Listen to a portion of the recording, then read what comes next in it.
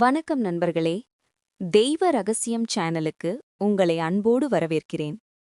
நம்ம வாழ்க்கையில சில நேரங்கள்ல எல்லா வழியும் அடைபட்டுருச்சு, இனிமே என்ன பண்றதுனே தெரியலையே அப்படின்னு ஒரு முட்டுச்சந்தல நிக்கிற மாதிரி ஃபீல் பண்ணுவோம். அது தீராத கடனா இருக்கலாம், பல வருஷமா தள்ளி போற கல்யாணமா இருக்கலாம், குழந்தை பாக்கியமா இருக்கலாம், இல்லனா ஒரு நல்ல வேலையா கூட இருக்கலாம். எவ்ளோ பரிகாரம் செஞ்சும் எந்த பலனும் கிடைக்கலையா? உங்களுக்கு ஒரு பெரிய மிராக்கிள் தேவைப்படுதா? அப்படின்னா நீங்க ஒரே ஒரு முறை உங்க பாதங்களை வைக்க வேண்டிய இடம் திருவண்ணாமலை. இது சும்மா ஒரு ஊரு கிடையாதுங்க. பிரபஞ்சத்தோட ஒட்டுமொத்த பாசிட்டிவ் எனர்ஜியும் குவிஞ்சு கிடக்கிற ஒரு காந்தமலை. அந்த மலைய சுத்தி வர்ற கிரிவலம் நம்ம தலை எழுத்தையே மாத்தி எழுதக்கூடிய சக்தி வாய்ந்தது. கிரிவலம்னா சும்மா கூட்டத்தோட கூட்டமா நடந்துட்டு வர்றது கிடையாது. அதை எப்படி சரியா வரணும், எந்தெந்த லிங்கங்கள தரிசிச்சா என்னென்ன பலன் கிடைக்கும், கிரிவலத்துல நாம செய்யற பெரிய தவறுகள் என்ன, இது எல்லாத்தையும் இந்த வீடியோல ரொம்ப ஆழமா பார்க்க போறோம். ஸ்கிப் பண்ணாம முழுசா பாருங்க. ஏன்னா இந்த வீடியோ உங்க வாழ்க்கையில ஒரு பெரிய திருப்புமுனையா கூட அமையலாம். திருவண்ணாமலை மலையின் ரகசியம். முதல்ல கிரிவலத்தோட உண்மையான அர்த்தத்தை நாம புரிஞ்சுக்கணும். மத்த ஊர்கள்ல மலையில சாமி இருப்பாரு, ஆனா திருவண்ணாமலையில அந்த மலையே சாமிதான். அது வெறும் கல்லும் மண்ணும் கிடையாது. சாக்ஷாத் அந்த சிவபெருமானே அக்னிலிங்கமா மலை ரூபத்துல உட்கார்ந்திருக்கார். அந்த மலைய சுத்தி வர்ற 14 கிலோமீட்டர் தூரம் நாம நடக்கும்போது சாதாரணமா நடக்கல. சித்தர்கள், மகான்கள், யோகிகள்னு பல ஆயிரம் வருஷமா தவம் செஞ்சுக்கிட்டு இருக்கிற ஒரு புனிதமான பாதையில நாம நடந்து போயிட்டு இருக்கோம். அறிவியல் பூர்வமா பார்த்தா அந்த மலையில எண்ணற்ற அபூர்வ மூலிகைகள் இருக்கு. அந்த மூலிகைகள் மேல பட்டு வர்ற காத்த நம்ம சுவாசிக்கும்போது நம்ம உடம்புல இருக்கிற வியாதிகள் எல்லாம் தானா குணமாகுது. அது மட்டும் இல்ல, அந்த மலைக்கு ஒரு அபாரமான காந்த சக்தி, மேக்னெட்டிக் ஃபீல்டு இருக்கு. நீங்க அந்த மலைய சுத்தி நடக்கும்போது உங்க மனசுல இருக்கிற அத்தனை கவலைகளையும் நெகட்டிவ் எண்ணங்களையும் அந்த மலை அப்படியே உறிஞ்சி எடுத்துக்கும். அதனாலதான் கிரிவலம் முடிச்ச உடனே நமக்கு அவ்வளவு பெரிய ஒரு மன நிம்மதி கிடைக்குது. சரி, கிரிவலம் வர முடிவு பண்ணிட்டீங்க. அதை எப்படி தொடங்கணும்? நிறைய பேர் செய்யற தப்பு என்னன்னா, ஏதோ வாக்கிங் போற மாதிரி கடகடன்னு நடந்து போயிடுவாங்க. அப்படி பண்ணக்கூடாது. நீங்க மலைய சுத்த ஆரம்பிக்கிறதுக்கு முன்னாடி உங்க 2 கைகளையும் கூப்பி அந்த மலைய பார்த்து சங்கல்பம் செய்யணும். அதாவது உங்க கோரிக்கை என்னவோ அத மனதார சிவன் கிட்ட சொல்லணும். அண்ணாமலையாரே, என் பொண்ணுக்கு சீக்கிரம் கல்யாணம் நடக்கணும், அதுக்காக தான் நான் உன்னை சுத்தி வர்றேன்னு உங்க வேண்டுதல ஆழமா பதிவு பண்ணிட்டு ஓம் நம சிவாய இல்லனா அருணாச்சலேஸ்வரா அப்படின்னு சொல்லிக்கிட்டே உங்க நடைய தொடங்கணும். கிரிவலம் வரும்போது நிறைமாத கர்ப்பிணி பெண் எப்படி ரொம்ப மெதுவா நிதானமா நடப்பாங்களோ அப்படி நடக்கணுமா? ஏன் தெரியுமா? அப்போதான் மலையிலிருந்து வர்ற அந்த மூலிகை காத்து நம்ம உடம்புல முழுமையா இறங்கும். அஷ்டலிங்க தரிசனமும் அதன் பலன்களும். இந்த 14 கிலோமீட்டர் கிரிவல பாதையில 8 திசைகளை குறிக்கிற மாதிரி 8 அற்புதமான சிவலிங்கங்கள் இருக்கு. இத அஷ்டலிங்கங்கள்னு சொல்லுவோம். இந்த ஒவ்வொரு லிங்கத்தையும் தரிசிக்கும்போது நமக்கு ஒவ்வொரு வகையான வேண்டுதல்கள் நிறைவேறும்.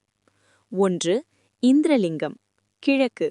கிரிவல பாதையில நாம முதல்ல பாக்குறது இந்திரலிங்கம். இத தரிசனம் பண்ணும்போது நம்ம வாழ்க்கையில இருக்கிற கஷ்டங்கள் விலகி நல்ல ஒரு தலைமை பண்பும் தைரியமும் கிடைக்கும். 2. அக்னிலிங்கம், தென்கிழக்கு. ரெண்டாவதா வர்றது அக்னிலிங்கம். இத வணங்கும்போது நம்ம செஞ்ச பாவங்கள், கர்ம வினைகள் எல்லாமே அக்னில போட்ட தூசு மாதிரி எரிஞ்சு சாம்பலாயிடும். 3. யமலிங்கம், தெற்கு. மூன்றாவதா வர்ற யமலிங்கத்தை மனமுருகி வேண்டிக்கிட்டா நம்ம குடும்பத்துல இருக்கிற அகால மரண பயம், தீராத நோய்கள் விலகி நீண்ட ஆயுள் கிடைக்கும். 4. நிருதிலிங்கம், தென்மேற்கு. இது ரொம்ப ரொம்ப முக்கியமான லிங்கம். யாருக்கெல்லாம் குழந்தை பாக்கியம் இல்லையோ அவங்க இந்த நிருதிலிங்கத்துக்கிட்ட வந்து மனசார வேண்டிக்கிட்டா கண்டிப்பா வம்சவிருத்தி நடக்கும்னு சித்தர்கள் சொல்லியிருக்காங்க. 5. வருணலிங்கம், மேற்கு. ஐந்தாவதா வர்ற வருணலிங்கத்தை தரிசனம் செஞ்சா நம்ம உடம்புல இருக்கிற சர்க்கரை நோய், பிபி மாதிரியான பெரிய நோய்கள் கட்டுப்படும், நல்ல ஆரோக்கியம் கிடைக்கும். 6. வாயுலிங்கம், வடமேற்கு. ஆறாவதா வர்றது வாயுலிங்கம். இத வணங்கும்போது நம்ம மனசுல இருக்கிற பயம், பதற்றம், ஓவர் திங்கிங் எல்லாமே காத்துல பறந்து போய் ஒரு பெரிய மன அமைதி கிடைக்கும். 7.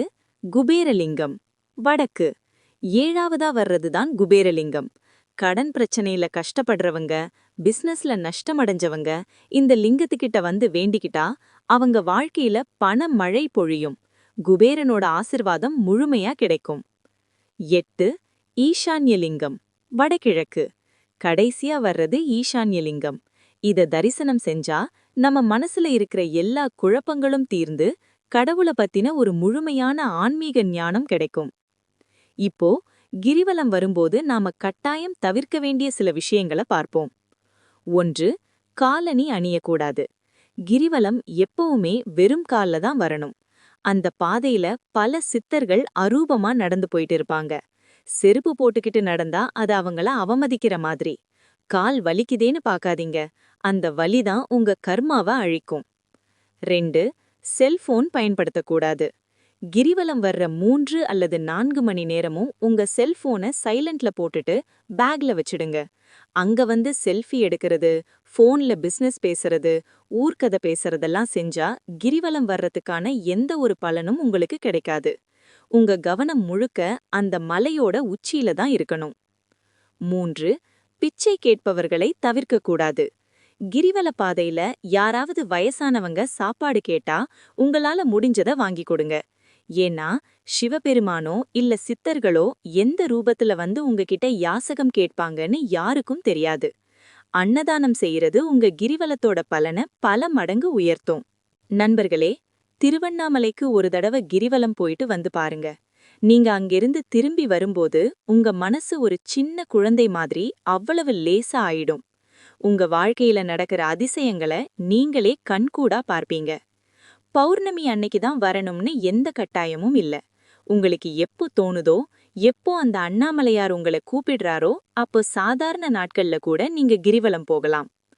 இந்த வீடியோ மூலமா அந்த அண்ணாமலையார் உங்ககிட்ட ஏதோ ஒரு விஷயத்த உணர்த்த விரும்புறாருன்னு நினைச்சுக்கோங்க.